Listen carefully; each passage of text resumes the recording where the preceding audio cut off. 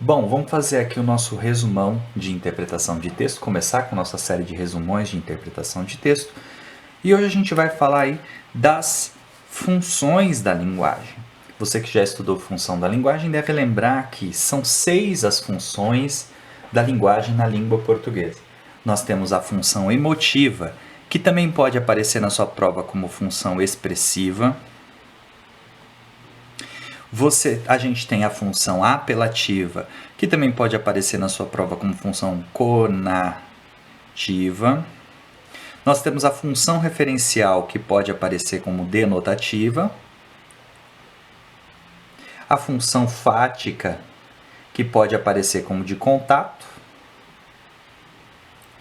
A função poética e a função metalinguística. Cada uma dessas 6 funções você tem que lembrar que está ligado a um dos aspectos do ato comunicativo. No ato comunicativo nós temos emissor, receptor, referente, mensagem, canal e código. Cada um desses elementos do ato comunicativo tem uma relação com a função da linguagem. Então, o primeiro aspecto que você tem que lembrar é que na função emotiva ela está relacionada com o emissor. Já a função apelativa está ligada ao receptor. A função referencial está ligada ao assunto. Terceira pessoa, né? A função fática está ligada ao canal de comunicação. A função poética está ligada à própria construção da mensagem propriamente dita. E a função metalinguística está ligada ao código. Então são esses os 6 elementos de comunicação, cada um relacionado com uma função da linguagem.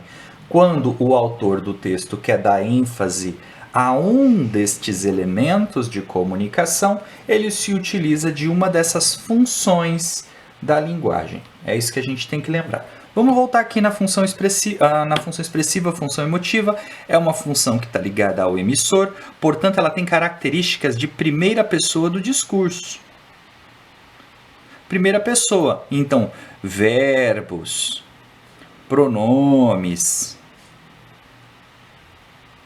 e todos os demais recursos que estão ligados à primeira pessoa, como por exemplo também a adjetivação.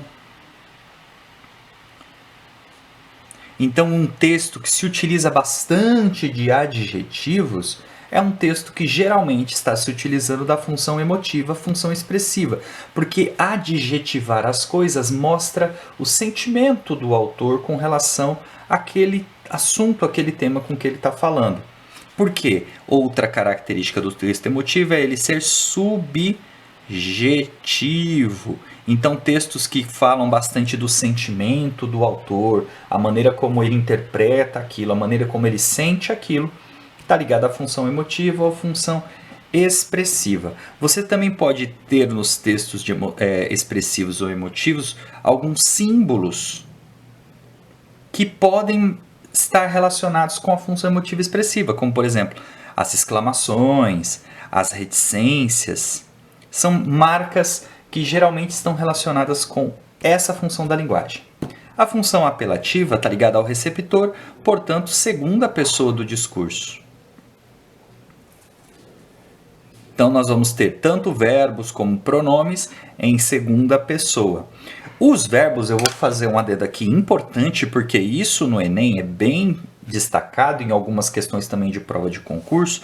Os verbos, eles geralmente vêm no imperativo, dar ordem. Como quem está em foco aqui é o receptor da mensagem, geralmente a intenção é convencer, é mudar um comportamento. E se é mudar um comportamento, os verbos no imperativo tentam trazer essa busca do comportamento do receptor. A gente tem também aí alguns símbolos, vamos falar dos símbolos que podem indicar a função apelativa, que seria no caso as perguntas, e textos que têm com característica o diálogo. O diálogo e as perguntas geralmente tendem a trabalhar com a pessoa na segunda pessoa do discurso, tentar trazer o foco para o pensamento e a voz da segunda pessoa do discurso. Tudo bem? Bom, a função referencial então é a função de terceira pessoa do discurso.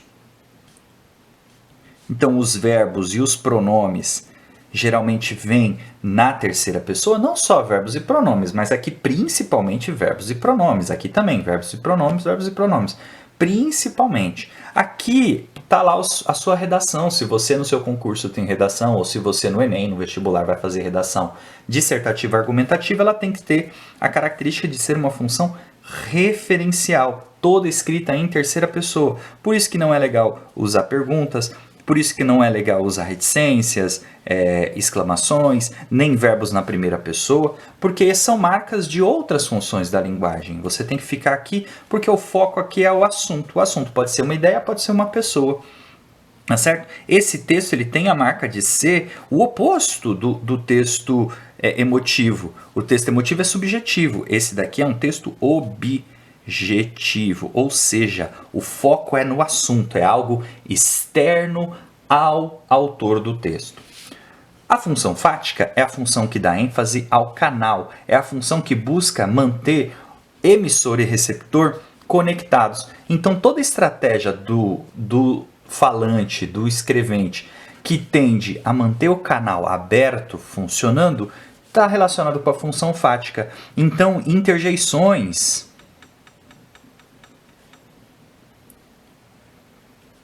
ou diálogos que buscam abrir o contato são funções fáticas. Por exemplo, o bom dia, o boa tarde, o boa noite. Numa conversa com uma pessoa inglesa, o inglês ele tende a começar a falar sobre o tempo, o clima. Será que vai chover? Nossa, o clima hoje está bom. Na verdade, ele está querendo quebrar o gelo, abrir o canal de contato para que as pessoas comecem a se falar. Outros exemplos: o som do seu celular quando toca, quando vibra e você sente, é a função fática, porque quer abrir o canal de contato entre emissor e receptor. Função poética está mais relacionada com a mensagem, mas a mensagem na sua forma.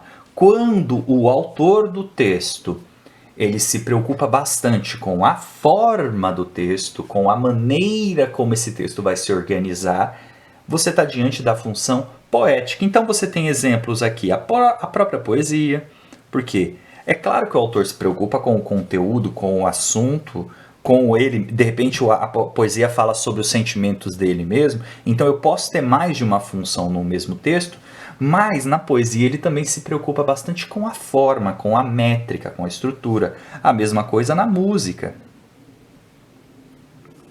E a mesma coisa também nas piadas. Isso pode aparecer em prova.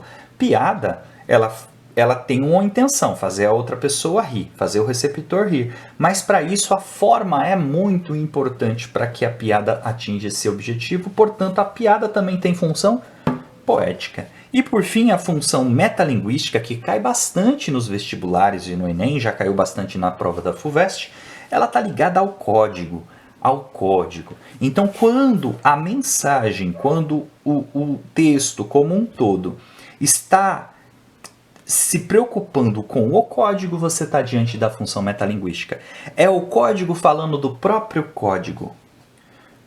Então você tem uma relação código-código. Então, exemplo, uma foto que mostra como que a foto foi feita, né? Aquela foto, por exemplo, uma selfie na frente do espelho onde aparece o celular. Um filme falando sobre filme.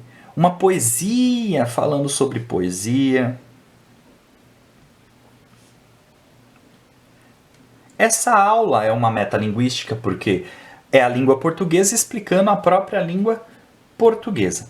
Então, resumindo, anota isso aqui, faz um resuminho desse, guarda esse resuminho, faz revisões periódicas, porque isso aqui vai servir de base para você fazer o raciocínio no dia da prova. Resumindo, nós temos 6 funções da linguagem, cada uma delas ligadas a um elemento do ato comunicativo.